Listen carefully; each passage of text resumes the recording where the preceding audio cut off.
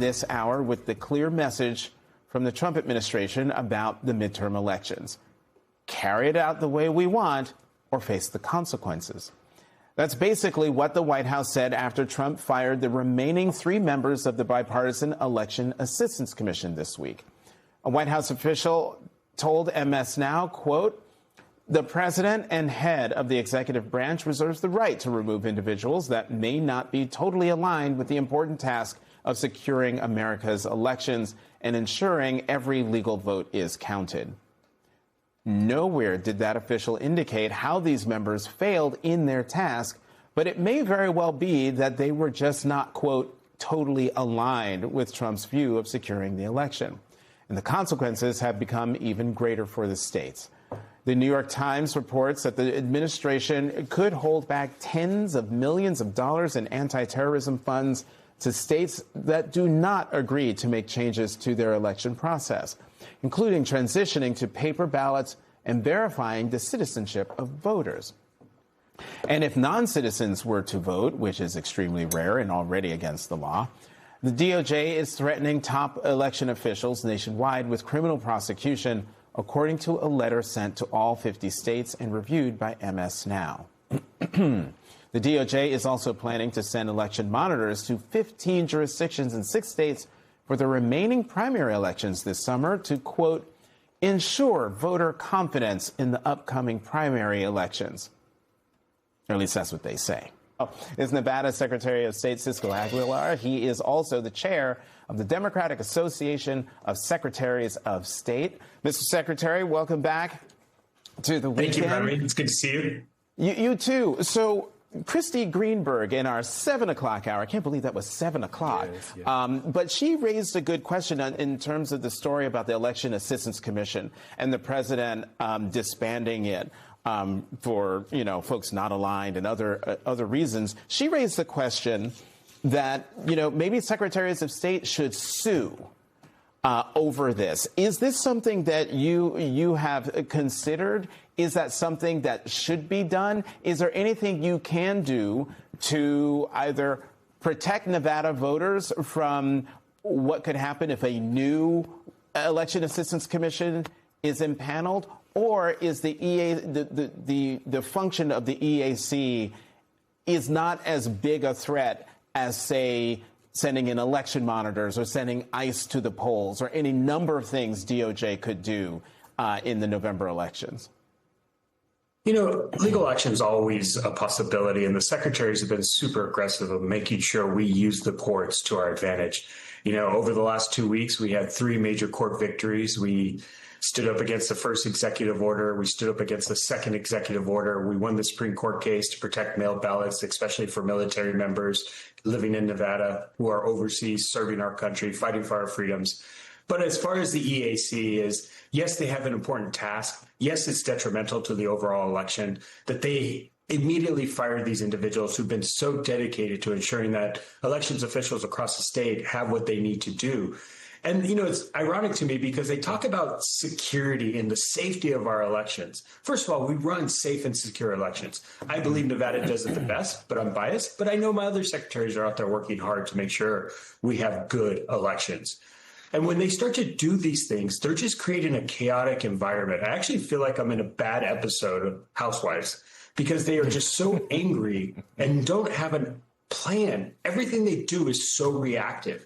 And I think that's detrimental to the elections. Our foreign adversaries are watching what we're doing. They're seeing where we're vulnerable, and that creates a safety issue. And so the fact that they get rid of these commissioners during the middle of an election cycle is really, it's ill-planned, and it's just bad decision-making. I think Americans want strong leadership. They want consistent leadership. They want to be able to access the ballot box to express their voice for the future of this country.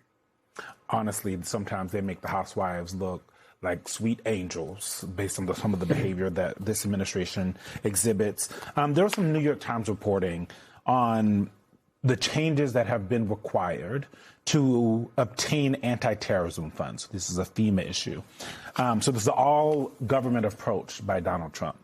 Switching to hand-marked paper ballots would very likely cost states hundreds of millions of dollars, as they would be required to buy new tabulation machines and other election equipment. Manual audits of 5% of ballots would also quite likely cause significant delays in counting, cost millions of dollars, and in some cases fall far short of what would be considered an adequate audit for races with narrow margins. These are the reasons why it would be difficult for the changes that they're requiring for states to obtain anti-terrorism funds. But the fact that they're making the requests at all, Secretary, is, I think, the biggest concern for a lot of people. They're withholding money that often has been allocated by Congress to say, if you don't do what we say, Secretary of State, if you don't do the election how I want you to do the election, if you don't create an issue, then you're not getting any money to fight terrorism. It's not just about elections. It goes across the gamut, and it could cause big national security issues here as well. It is, and it's putting the jeopardy of Nevada citizens at risk. These funds are to keep our state safe. And I think the governor's responsibility is to understand these broader views, but to take away funding because they're treating us like a bad behaved child is just childish on their part. Again, it's not understanding what really occurs at the ground level.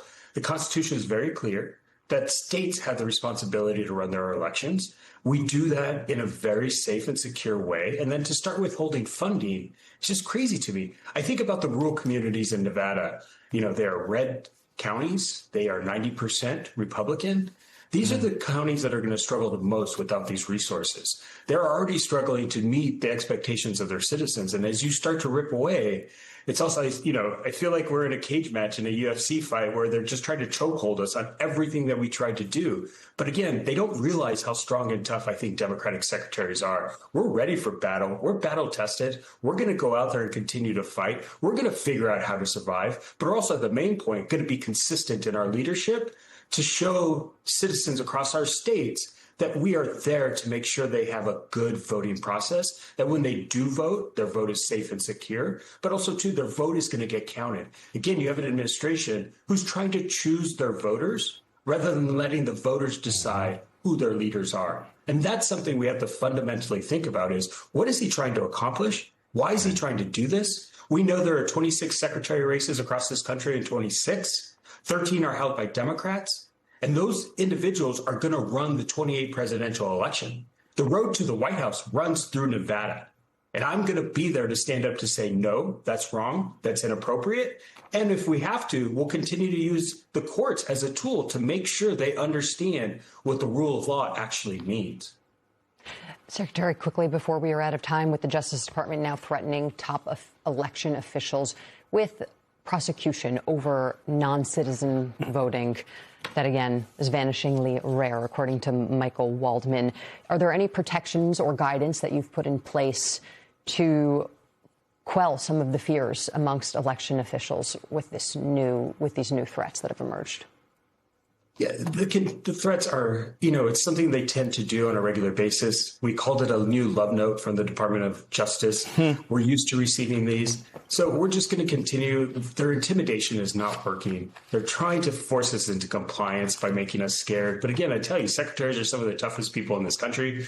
You know, Adrian, who serves as secretary in Arizona, he's a former Marine. He's been in battle. He understands what it means to stand up for what's right and to truly protect that citizen who may not have a voice. But they can threaten us all they want. They can continue to send these legal actions. But the funny part is, in our response to that recent DOJ letter, we actually attached a couple letters we sent them already to remind them we've already answered these questions. Nevada's elections are safe, secure, and accessible. Non-citizens are not voting. It's against Nevada law. We have processes in place to identify the voter, to make sure that we know who's actually voting in Nevada.